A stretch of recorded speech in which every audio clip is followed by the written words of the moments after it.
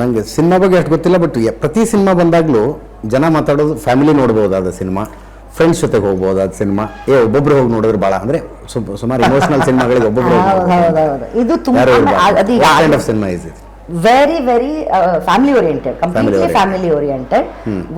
ಆಗ್ಲೇ ಹೇಳ್ದಂಗೆ ಒಂದು ಈವನ್ ಮಾತಲ್ಲಿ ಪದಗಳಲ್ಲೂ ವಲ್ಗಾರಿಟಿ ಇಲ್ಲ.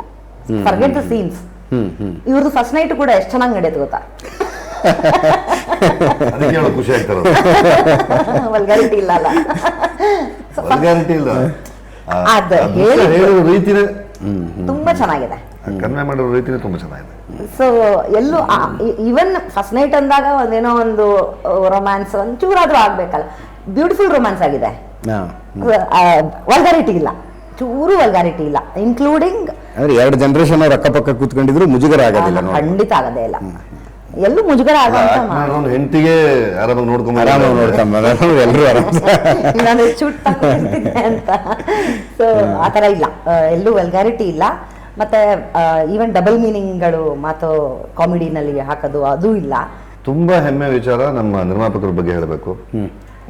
ನಾವು ಮೊದಲನೇ ಸತಿ ರಿಲೀಸ್ ಮಾಡೋ ತೊಂದರೆ ಆದಾಗ ಅವ್ರು ಅಲ್ಲಿ ಹೈದರಾಬಾದ್ ಕೋರ್ಟ್ಗೆ ಹೋಗಿ ಅಲ್ಲಿ ಸ್ಟೇ ತಗೊಳ್ಳೋಕ್ಕೋಸ್ಕರ ಅಲ್ಲಿ 4.25 ಕೋಟಿ ರೂಪಾಯಿ ಅಲ್ಲಿ ಬೇರೆ ಡೆಪಾಸಿಟ್ ಕಟ್ಟಿ ಸ್ಟೇ ವೆಕೇಟ್ ಮಾಡಿಸಿ ಬಂದು ಮತ್ತೆ ಅವ್ನು ಹೈಕೋರ್ಟ್ಗೆ ಹೋಗ್ಬಿಡ್ತಾನೆ ಅಂತ ನಾವು ಪಟ್ಟಂತ 17th ಒಂದು ಟ್ರಯಲ್ ರನ್ ಥರ ಬಿಟ್ಬಿಡೋಣ ಅಂತ ಬಿಟ್ವಿ. ಬಿಟ್ಬಿಟ್ಟು 2-3 ದಿನಕ್ಕೆ ಸ್ಟಾಪ್ ಮಾಡಿಸಿ ತೊಗೊಂಡ್ವಿ. ರಿಲೀಸ್ ಮಾಡೋಣ ಅಂತಂದರು. ಕುಮಾರ್ ತಮಾಷೆ ಎಲ್ಲ ತಿರ್ಗಾ ಮತ್ತೆ ಖರ್ಚಾಗತ್ತೆ, ತುಂಬ ದುಡ್ಡು ಖರ್ಚಾಗತ್ತೆ. ನನಗೆ ನಂಬಿಕೆ ಇದೆ, ನಿಮ್ಗೇನು ಗಿಟ್ಟಪ್ಪ, ನಾ ಫಸ್ಟ್ ನೋಡಿದ ಸಿನಿಮಾನ ನಾವು ಹಾಕೋಕ್ಕಾಗಿಲ್ಲ, 21 ನಿಮಿಷ ಫುಟೇಜ್ ಸಿಕ್ಕಿಲ್ಲ ನಮಗೆ, ಅದನ್ನು ಆ್ಯಡ್ ಮಾಡೋಕ್ಕಾಗೋದಿಲ್ಲ. ಈಗ ಅದನ್ನು ಆ್ಯಡ್ ಮಾಡಿಬಿಟ್ಟು ರಿಲೀಸ್ ಮಾಡೋಣ,